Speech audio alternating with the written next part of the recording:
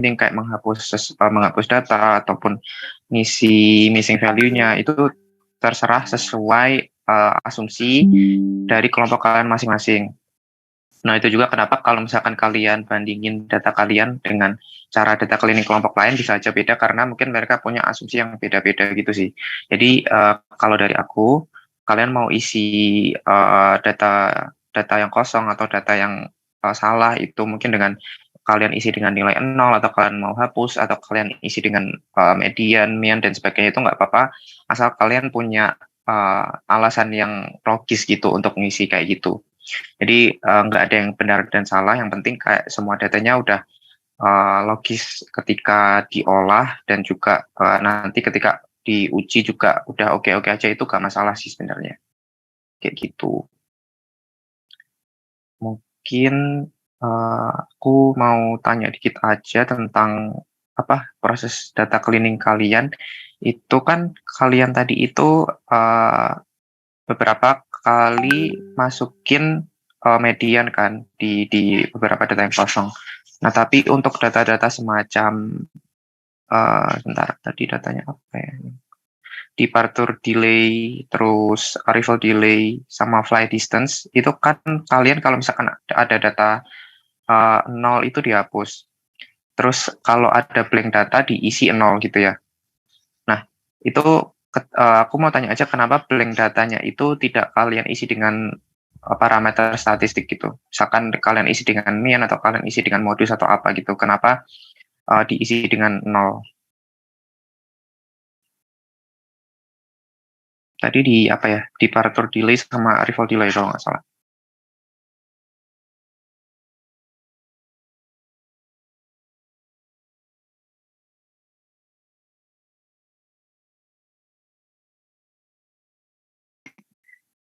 Mas, mungkin saya izin menjawab kalau misalkan sebenarnya kan itu termasuk ke dalam data rasio ya, Mas. Jadi saya mikirnya itu sebenarnya kalau kita mau menggunakan pendekatan statistik itu kita lebih baik menggunakan mean. Sedangkan tapi pada departure delay dan arrival delay itu kan ada angka yang sangat besar di mana dia itu jauh banget dari misalkan tadi ada yang 1999. Nah, menurut saya kalau misalkan ntar kita menggunakan mean-nya itu jadi kurang representatif gitu, Mas. Jadi saya mengambil jalan amannya itu dengan mengisi dengan angka 0 gitu. Terima kasih. Oke, terima kasih buat jawabannya. Terus berarti kalian maksimum tadi, tapi kan gini, kalian kan yang data yang paling tinggi itu kan sekitar 400-an ya kalau nggak salah tadi kalian di Partul Dilo ataupun Arrival, yang lebih dari itu udah kalian hapuskan. Nah, ketika ini nanya juga aja sih, menurut kalian ketika data yang 999 itu udah dihapus, apakah masih terlalu panjang gitu range-nya untuk untuk kalian masukkan mean di situ? Masih kurang representatif itu maksudku. Kan kalau misalkan tadi data terendahnya itu ada yang kayak mulai dari satuan gitu, misalkan 6, 7, terus data tertingginya ada 9999. Nah, itu kan memang range-nya kan terlalu lebar gitu ya. Nah, ketika kalian udah hapus datanya yang ribuan itu, terus tinggal jadi sampai 400-an, nah itu ketika diisi mean, apakah kira-kira masih kurang representatif atau gimana? Oh, ini pertanyaan nggak ada yang salah benar sih, emang aku mau tanya kayak asumsi dari kelompok kalian aja kayak gitu gimana?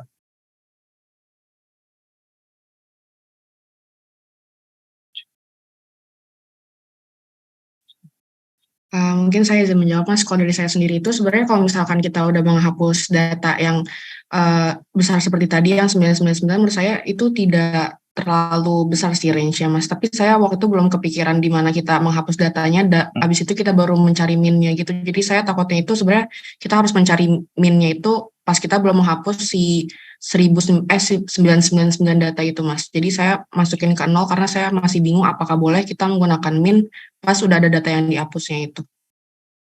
Oke. Jadi mungkin aku mau izin sekalian menjawab juga. Sebenarnya nggak apa-apa kalau misalkan kalian mau hapus datanya atau isi 0 pun itu sebenarnya nggak apa-apa. Balik lagi itu asumsi dari kelompok kalian. Terus menjawab pertanyaan apakah boleh masukkan min kalau misalkan memang kalian berniat memasukkan min atau rata-rata ketika datanya udah dihapus, itu nggak apa-apa juga.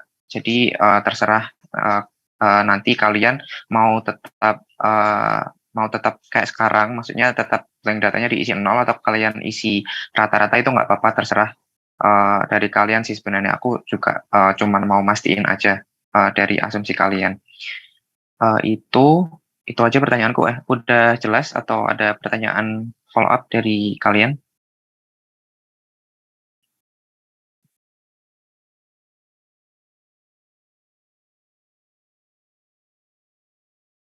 Heeh, so, mm-mm.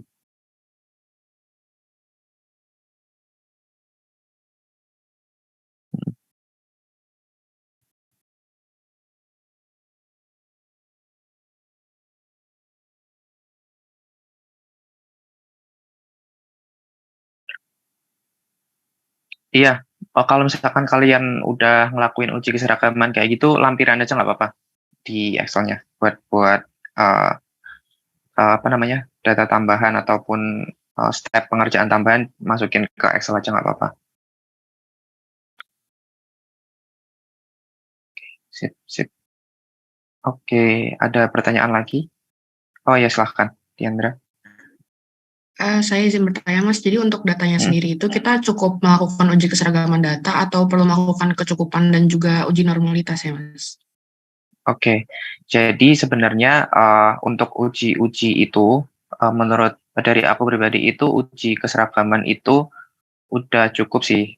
Kan memang sekali lagi kalian tadi juga udah state dan asumsikan bahwa data kalian itu tuh normal juga kan. Maksudnya udah ada asumsi seperti itu. Cuman kalau misalkan memang kalian ingin memastikan lagi terus mau uji kecukupan ataupun uji normalitas itu juga nggak apa-apa, lampirin aja. Cuman kalau dari aku uji keseragaman itu udah cukup kok sebenarnya. Karena udah di backup sama asumsi itu tadi gitu. Baik, Mas. Terima kasih. Oke, sama-sama. Ada pertanyaan lagi?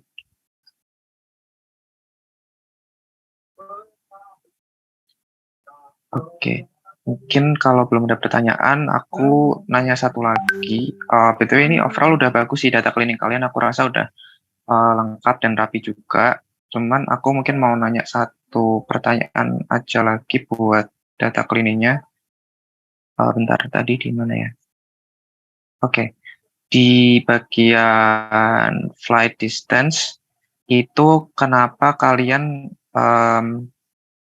masih tetap cantumkan data yang 12.000 itu? Karena kan kalau dilihat-lihat kan data data di bawah 12.000 kan 4.000 langsung kan. Maksudnya itu data selisihnya tuh jauh banget gitu loh. Dari 4.000 langsung ke 12.000. Nah, itu menurut kalian apakah data tersebut sudah termasuk data outlier? Dan kalau misalkan kalian di sini kan masih cantumkan nih, nggak kalian hapus gitu. Nah, itu kenapa masih kalian cantumkan?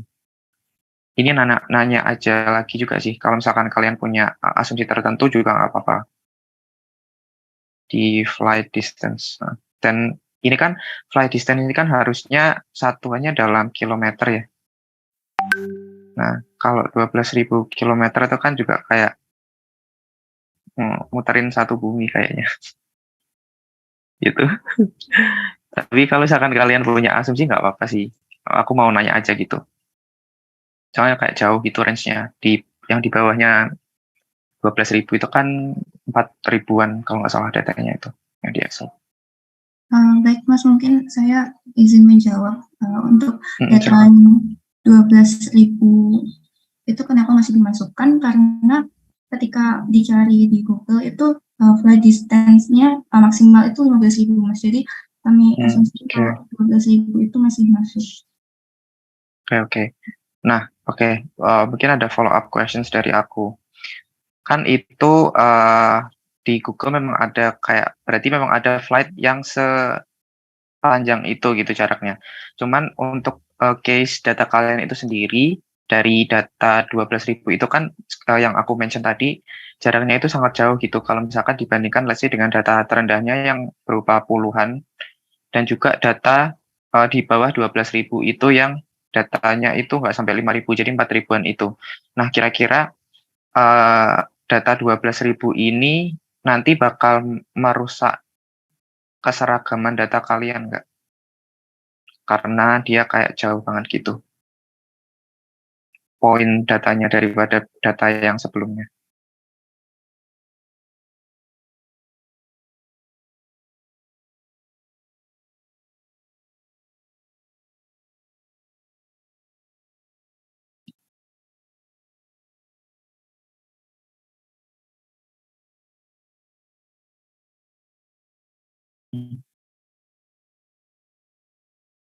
Iya Mas, mungkin kalau range-nya memang terlalu jauh, mungkin nanti bakal berpengaruh juga dan merusak keseimbangan datanya. Oke, oke. Itu mungkin bisa dipertimbangkan lagi ya. Jadi, tapi memang kalau misalkan kalian punya argumen yang kuat tertentu, misalkan tadi ternyata memang ada flight yang jaraknya sepanjang itu nggak apa-apa. Tapi di case ini kan konteksnya kalian punya data yang di satu populasi tertentu gitu. Nah, takutnya kalau misalkan ada data yang sangat jauh melampaui data batas bawah dan batas atas keseragamannya tuh kayak nanti datanya jadi kurang, jadi scattered gitu, ter ter apa ya istilahnya, kayak tersebarnya terlalu jauh gitu loh, nggak bisa seragam gitu kalau dites. Cuman lagi-lagi itu juga balik lagi ke asumsi kelompok kalian mau gimana. Kalau misal kalian dari kelompok kalian ngerasa itu oke oke oke aja, itu juga nggak apa-apa gitu. Itu aja sih dari aku buat data cleaningnya. Dari kalian sendiri ada yang ditanyakan lagi nggak buat uh, data cleaning yang di Excel?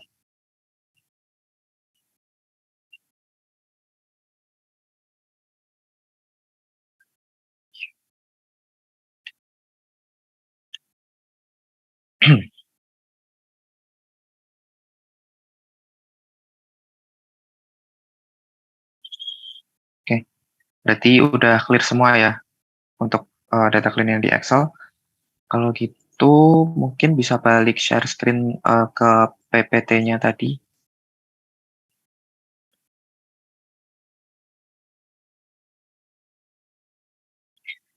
Mulai di slide 4 aja, yang latar belakang. Oke, nah ini juga buat feedback untuk PPT-nya juga nggak banyak sih, cuman ada beberapa minor things saja yang nanti mungkin bisa kalian pertimbangkan untuk selanjutnya. Jadi dari aku feedbacknya pertama di latar belakang ini itu sebenarnya kan memang case dari kalian ini kan tentang penerbangan. Cuman perlu diingat lagi bahwa kalian itu melakukan approach penyelesaian case-nya itu menggunakan metode statistik gitu. Jadi kalau menurut aku di latar belakang ini itu kalian terlalu fokus ke industri penerbangan itu sendiri, yang mana memang relate topiknya itu, tapi untuk case konteks tugas besar ini tuh kalau dilihat-lihat jadi agak kurang relate gitu. Nah, kalau saranku mungkin kalian bisa terapkan itu, kalian masukkan definisi dulu tentang industri penerbangan ini boleh, tapi kaitkan dengan statistik gitu.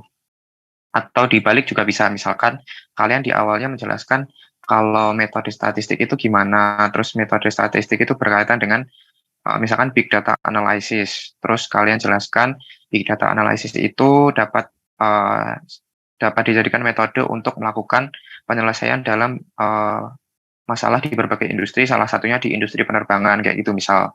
Terus dihubungkan nih dengan case kalian di tugas besar ini, salah satunya di industri penerbangan, terus bla bla bla kalian masukkan. Maka dari itu pada case kali ini kami melakukan approach statistik untuk menyelesaikan masalah di industri penerbangan atau khususnya di apa gitu, misal di nama industri di case-nya ini gitu. Jadi kalian kasih gambaran besar dulu kayak big data analysis itu kayak apa, terus kalian relate-kan ke dia itu bisa menyelesaikan masalah di berbagai industri, baru masuk ke spesifiknya di industri penerbangan, uh, khususnya industri penerbangan di case ini gitu.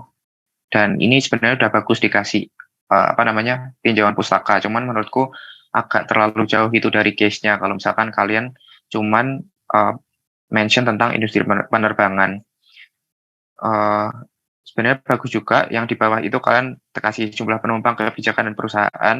Tapi menurut aku itu kurang perlu sih. Jadi mungkin instead of kalian masukin jumlah penumpang, kebijakan dan perusahaan, kalian tambahin aja itu tadi kayak informasi tambahan tentang big data analysis dan dikaitkan dengan case industri penerbangan gitu. Oke, dari sini ada pertanyaan di slide latar belakang. Mungkin saya mau bertanya Mas Silakan. di bagian latar belakang ini. Jadi sebelumnya di sini saya menjelaskan tentang overview secara umum dari industri penerbangan, namun selanjutnya dilanjutkan ke spesifiknya di statistik di bagian ini Mas, atau urutannya mungkin sebaiknya kita menjelaskan bagian big data analysis dulu baru industri penerbangan gitu ya Mas. Oke, iya. Jadi gini, memang kamu udah menjelaskan kayak bagaimana jika terjadi masalah dalam industri penerbangan di slide selanjutnya kan. Cuman tetap kasih gambaran besar gitu ke apa ya istilahnya orang yang baca, biar orang yang baca PPT kalian itu ada gambaran juga gitu loh nanti. Jadi kayak kalian itu mau solve case penerbangan menggunakan metode statistik gitu di latar belakangnya. Jadi di latar belakangnya tetap tambahin yang metode statistik data-data gitu. Dan slide yang selanjutnya ini yang bagaimana jika terjadi masalah ini itu tetap kamu bikin kayak gini juga nggak apa-apa gitu kan. Ini kayak slide untuk lebih mendetailkan gimana sih kalian melakukan approach kalau misalkan ada masalah di penerbangan gitu kan, di industri penerbangan gitu. Jadi nggak apa-apa yang dirubah yang di slide latar belakang aja. Yang slide selanjutnya ini, yang slide ini sekarang di-share-kirin ini tetap kayak gini nggak apa-apa, biarin aja. Oke, baik Mas, terima kasih banyak. Oke, sama-sama. Mungkin bisa lanjut ke slide selanjutnya. Oke, buat batasan dan asumsi dari aku juga nggak ada masalah. Mungkin diganti aja di bagian batasan yang poin pertama itu, datanya itu diberikan oleh laboratorium QMIPA gitu aja, jangan asisten QMIPA. Diberikan oleh laboratorium QMIPA gitu. Gitu aja sih buat batasan dan asumsi. Mungkin bisa lanjut. Nah, oke, buat metodologi ini sebenarnya udah cukup. Kalau secara umum ini sudah menggambarkan, tapi menurut aku lebih baik kalau kalian itu lebih go into details untuk di flowchart-nya ya terutama. Jadi kalian jelasin aja secara lebih detail, misalkan pengerjaan tahap 1 itu ngapain gitu. Kalau asistensi tahap 1, asistensi tahap 2 itu aku rasa kalian nggak usah masukin, nggak apa-apa. Jadi kayak kalian masukin flow-nya itu secara garis besar. Misalkan one day bootcamp training, terus habis itu briefing tugas besar, lalu pengerjaan tugas besarnya ini itu kalian lebih spesifikin. Misalkan pengerjaan tahap 1 kalian apain gitu datanya. Kalian baca melakukan data cleaning, terus melakukan uji itu tadi, uji yang kalian lakukan, uji keseragaman, uji normalitas dan sebagainya. Terus kalian kasih decision note yang bentuknya kayak jajar genjang itu. Jajar genjang atau apa sih itu? Yang kayak itu decision itu. Terus kalian kasih pertanyaan misalkan apakah data sudah sesuai kayak gitu. Nah, kalau sudah baru lanjut ke flow selanjutnya. Misalkan flow selanjutnya itu pengerjaan tahap 2. Nah, nanti pengerjaan tahap 2-nya ngapain? Misalkan pengerjaan modul gitu. Nah, kalau misalkan data belum sesuai, kasih panah balik ke data cleaning gitu. Jadi biar flow yang kalian kerjakan selama pengerjaan tugas besar ini lebih detail dan lebih kelihatan gitu. Soalnya kan kalau misalkan let's say mungkin nanti pengerjaan presentasi ke dosen gitu. Itu kan bisa jadi si dosennya itu nggak tahu detailsnya itu pengerjaan tahap 1 itu kalian ngapain, pengerjaan tahap 2 ngapain gitu. Jadi detailin aja, misalkan pengerjaan tahap 1 itu data cleaning, terus data pengerjaan tahap 2-nya pengerjaan setiap modulnya kayak gitu. Itu sih buat metodologi. Ada yang dibingungin nggak di bagian metodologi?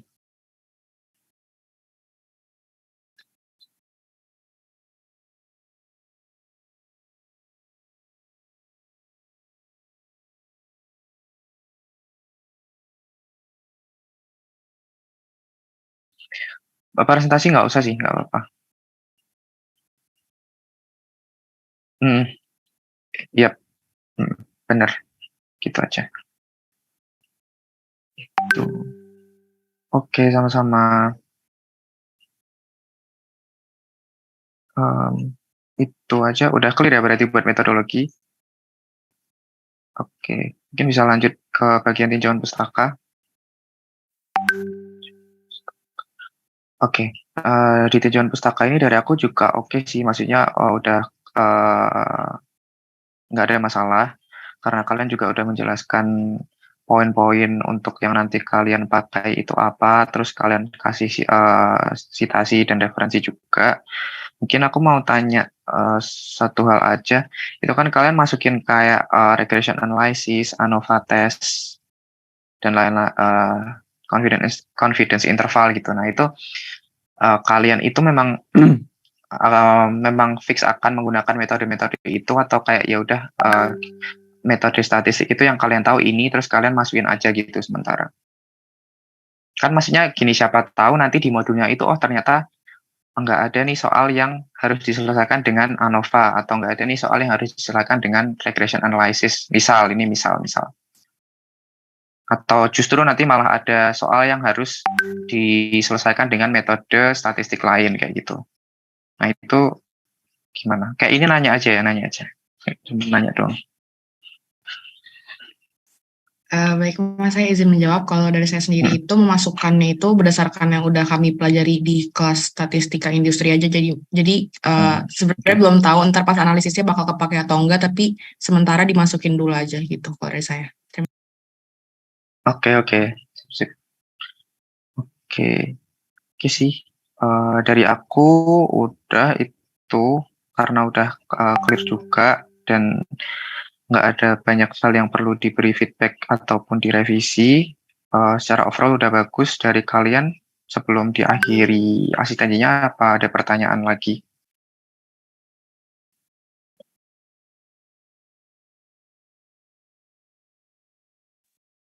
Mas, saya izin bertanya lagi.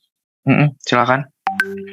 Ini terkait prosedur data cleaning, berarti untuk penentuan kita mau menggunakan median atau modus itu terserah dari kelompok kami ya, Mas? Tidak ada maksudnya pertimbangannya benar-benar terserah dari kelompok kami?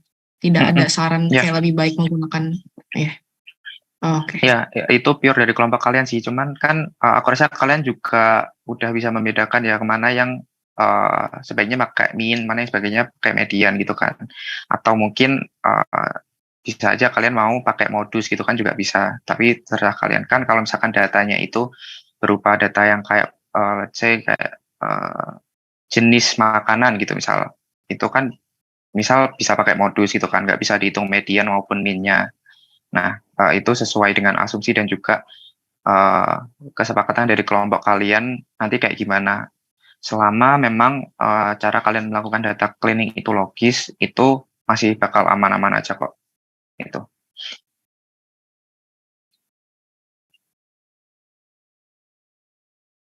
Baik, Mas. Terima kasih. Oke, sama-sama. Ada pertanyaan lagi? Ada pertanyaan lagi?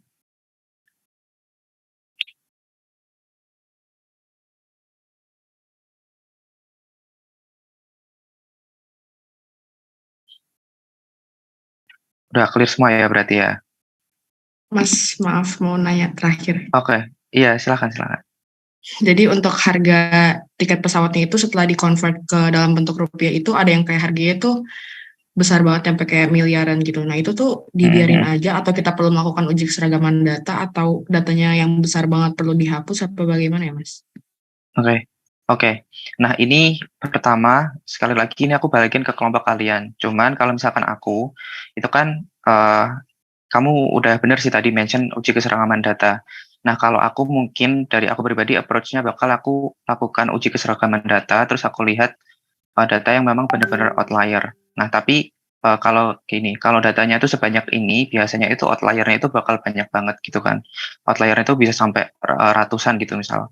Nah itu nggak mungkin juga kalian bakal hapusin satu persatu kan, karena kan kalian harus apa ya istilahnya, point out di mana sih outlier-nya, dan itu nggak bisa pakai cara yang data outlier itu nggak bisa dihapus semuanya secara barengan gitu loh. Kalian harus hapusin satu persatu gitu kan. Nah, mungkin saranku itu tadi kalau misalkan kalian mau cara cepatnya, ya udah langsung hapus aja gitu. Cuman kalau misalkan pakai istilahnya mau cara yang lebih terstruktur, kalian uji keseragaman data, terus lihat mana data outlier-nya yang dia itu outlier-nya terlampau jauh daripada lainnya gitu loh.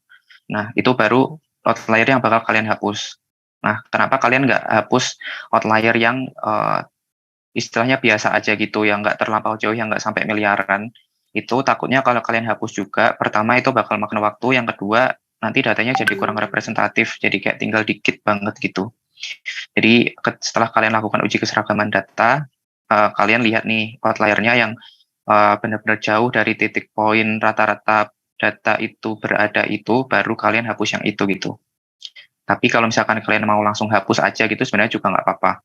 Karena kalau memang udah terlalu jauh, biasanya bakalan eh, bikin nggak akurat gitu sih. Gitu. Udah jelas atau ada yang ditanyakan lagi?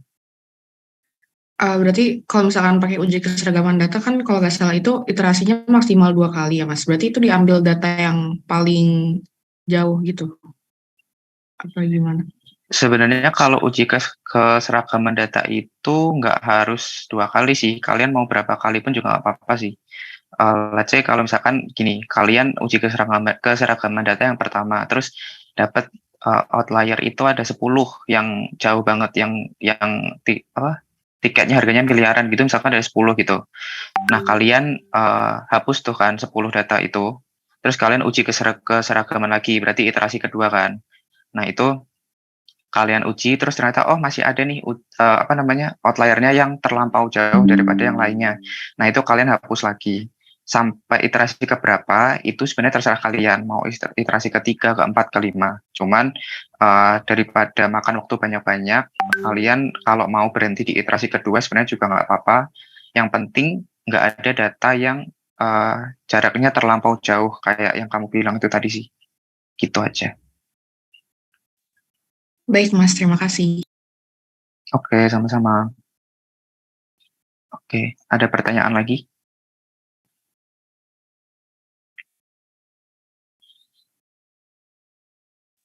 Dari Udah saya clear? cukup Mas. Oke, sip. Oke, kalau udah cukup, mungkin bisa kita selesaikan asistensi pada malam hari ini. Terima kasih kelompok C2 sekali lagi buat progresnya udah bagus banget. Tinggal dikit lagi kan yang direvisi. Semoga lancar terus dan kalau misalkan ada yang ingin ditanyakan, bisa langsung chat aku aja.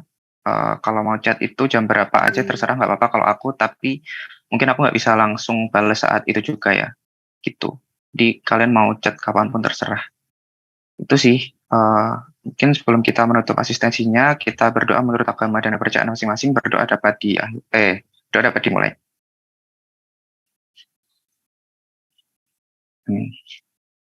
Berdoa dapat diakhiri. Oke, terima kasih kelompok C2, selamat beristirahat, happy weekend.